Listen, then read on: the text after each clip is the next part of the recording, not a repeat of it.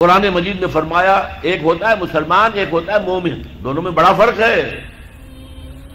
دیکھیے مسلمان تو ہم ہو گئے وراثت کے طور پر، ہمارے ماں باپ مسلمان تھے، ہم بھی مسلمان، تو مومن تو ایسے وراثت میں نہیں بنتا آدمی۔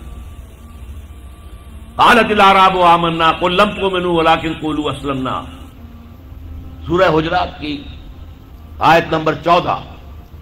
اے نبی یہ بدو جو ہے یہ دعویٰ کر رہے ہیں کہ ہم ایمان لے آئے، آپ ان سے کہہ دیجئے تم ایمان ہرگز نہیں لائے ہو، ولیکن قولوا اسلمنا، یوں کہو کہ ہم اسلام لے آئے ہیں۔ ولما يدخل الایمان فی قلوبکم، ابھی تک ایمان تمہارے دلوں میں داخل نہیں ہوا۔ اچھا آپ اگر پوچھیں جی ہم تو چاہتے ہیں کہ ہمیں مومن مانا جائے، بتائیے اس کا کیا تقاضا ہے، کیا ڈیفینیشن ہے؟ فرما دیا گیا اگلی آیت کیا ہے، 15 آیت، انما المؤمنون الذین آمنوا باللہ ورسولہ ثم لم یرتابوا، مومن تو صرف وہ ہیں جو ایمان لائے اللہ پر، اس کے رسول پر، پھر شک میں ہرگز نہیں پڑے، یقین والا ایمان ہو گیا۔ وجاہدوا باموالہم وانفسہم فی سبیل اللہ، اور پھر انہوں نے جہاد کیا اللہ کی راہ میں اپنے مالوں سے بھی اپنی جانوں سے بھی۔ اولئک ھم الصادقون، صرف ایسے لوگ سچے ہیں اگر وہ کہیں کہ ہم مومن ہیں۔ جہاد کے بغیر تو ایمان ہے ہی نہیں، جہاد کے بغیر نجات نہیں ہے۔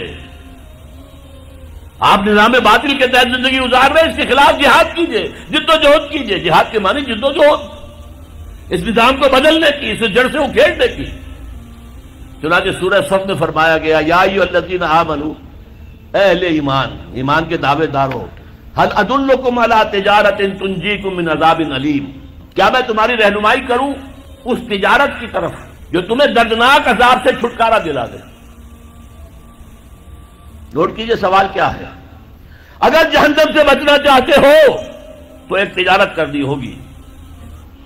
اب وہ تجارت کیا ہے وہ بھی خود ہی فرما دی، تؤمنون باللہ ورسولہ، وہی بات جو سورہ حجرات کی آیت میں ہے، ایمان پختہ رکھو اللہ پر، اس کے رسول پر، وتجاہدون فی سبیل اللہ باموالکم وانفسکم، اور جہاد کرو اللہ کی راہ میں اپنی جانوں اور مالوں کے ساتھ۔